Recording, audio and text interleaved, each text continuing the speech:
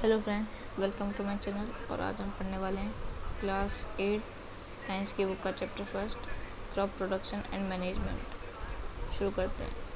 पहेली and Boojho went to their uncle's house during the summer vacation. Their uncle is a farmer. One day they saw some tools like खुरपी, sickle, shovel, plough etc. in the field. एक पहेली है और एक बुजो है। वो दोनों अपने अंकल के घर जाते हैं समर वैकेशन में, और उनके अंकल जो होते हैं वो एक फार्मर होते हैं, और उन्होंने फील्ड में कुछ औजार पड़े हुए देखे जो कि उन्हें खेती करने में काम आते हैं। वो जो पूछता है, I want to know where and how we use these tools. वो जो जानना चाहता है कि हम इन टूल्स को कहाँ और कैसे यूज़ करते हैं। You have learn that all organisms requires food. तुम्हें पता ही होगा कि सारे लिविंग ऑर्गेनिजम्स को क्या चाहिए होता है, food. Plants can make their food themselves. Can you recall how green plant synthesises their own food. अब प्लांट्स होते हैं वो अपना खाना खुद बनाते हैं, और अब तुम ये बताओ कि how green plants synthesise their food. Green plants होते हैं वो अपना खाना कैसे प्रिपेयर करते हैं। Animal including humans can not make their own food, so where do animal get their food from. अब एनिमल और ह्यूमन दोनों में से कोई भी अपना खाना खुद नहीं बनाता है। अब ये एनिमल जो है वो अपना खाना कहाँ से लेते हैं। But first of all, why do we have to eat food. और सबसे पहले तुम ये बताओ कि हमें खाना क्यों खाना चाहिए। You already know that energy from food is utilised by microorganisms for carrying out their various body functions such as digestion, respiration and excretion. We get our food from plant or animal or both. अब ये तो तुम्हें पता ही है, तुमने 7th में पढ़ा था कि जब फूड ब्रेक डाउन होता है उसमें से एनर्जी रिलीज़ होती है और वो हमारी बॉडी में लगती है एनर्जी। अब उसी से हमारा डाइजेशन होता है, रेस्पिरेशन और एक्सक्रीशन। अब वो जो पूछता है, since we all need food, how can we provide food to a large number of people in a country. अब वो जो जानना चाहता है कि हम सबको खाना चाहिए, तो हम इतने लार्ज कंट्री को खाना कैसे प्रोवाइड कराते हैं। पहली आंसर करती है, food has to produce on a large scale in order to provide food for a large population. Regular production, proper management and distribution in nursery.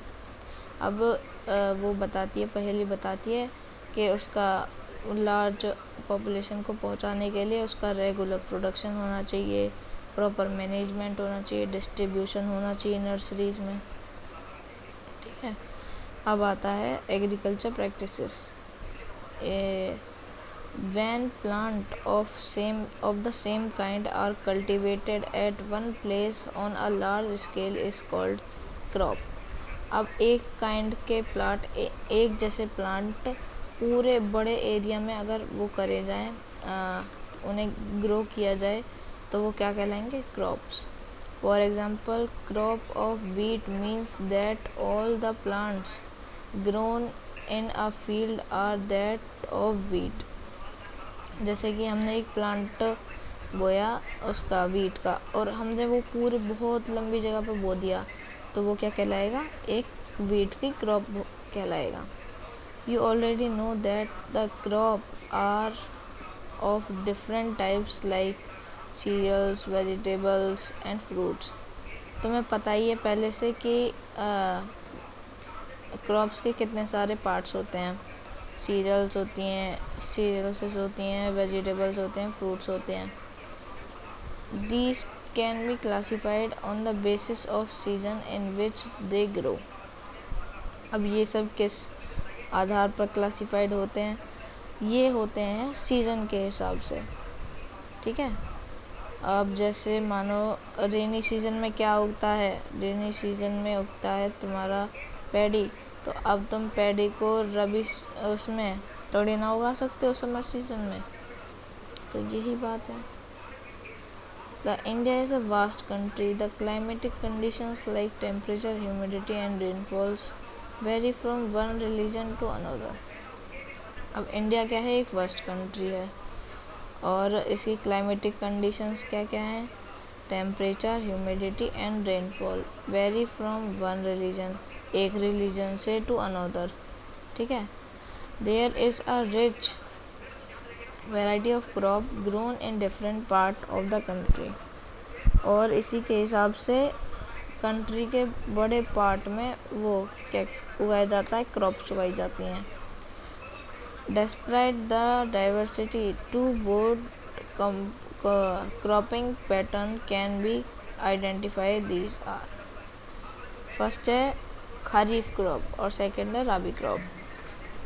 अब ये दोनों हैं क्रॉप्स के एग्जांपल, नहीं क्रॉप्स के नहीं है एग्जांपल, लेकिन ये आपको इम्पोर्टेंट चीज़ है, ये आपको ज़रूर से ज़रूर उसमें आएगी एग्ज़ाम में। अब चलिए इनको पढ़ लेते हैं। The crops which are sown grown in a rainy season are called kharif crop. The rainy season in India is generally from June to September. Paddy and maize, soyabean, groundnuts and cotton are kharif crops. अब जो crops rainy season में उगाई जाए वो कहलाती है खरीफ crop, और India में रेनी सीजन कब से कब तक चलता है, जून टू सितंबर, और इसके एग्जाम्पल हैं पैडी, मेज, सोयाबीन, ग्राउंडनट्स एंड कॉटन। अब आती है rabi crops. The crops grown in the winter season October to March are called rabi crop. जो क्रॉप विंटर सीजन में उगाई जाए वो कहलाती है रबी क्रॉप, और विंटर सीजन इंडिया में कब से कब तक होता है, अक्टूबर टू मार्च, और इसके एग्जाम्पल हैं wheat, gram, pea, mustard and linseed. Besides these, pulses and vegetables are grown during summer at many places. अब यही पल्सेस, वेजिटेबल्स ये समर सीजन में उगाई जाती हैं बहुत सारे places. Basic practices of crop production, वो जो पूछता है why paddy can not be grown in a winter season, paddy जो है वो विंटर सीजन में क्यों नहीं उगाया जा सकता। अब पहली इसका आंसर देती है paddy requires a lot of water therefore it is grown only in a rainy season. अब पैडी को बहुत सारा वाटर चाहिए होता है तो वो इसीलिए वो उसको रेनी सीजन में उगाया जाता है। Cultivation of crops involves several activities undertaken by farmers over a period of time. अब जब क्रॉप्स को कल्टीवेट करते हैं तो उसके लिए फार्मर्स को बहुत सारी एक्टिविटीज़ लेनी पड़ती हैं अंडरटेकन उसके पीरियड्स और टाइम के हिसाब से। You may find that these activities are similar to those carried out by a gardener or even by you when you grow ornamental plant in your house. अब यही चीज़ एक गार्डनर को करनी पड़ती है जब वो कोई वो प्लांट उगाता है, या तुम्हें करनी पड़ती है, ठीक है। These activities or asks are referred to as agriculture practices which are listed below. अब यही सारी क्या होती हैं, एग्रीकल्चर प्रैक्टिसेस, जो कि नीचे दे रखी हैं। फर्स्ट है preparation of soil, second sowing, third adding manure and fertiliser, fourth irrigation, fifth protecting from weeds, sixth harvesting and seventh storage. ये सारे प्रोसेस हैं उसका एग्रीकल्चर प्रैक्टिसेस का। अब इससे आगे का हम अगले पार्ट में देखते हैं, अभी तक फ़िलहाल इतना ही।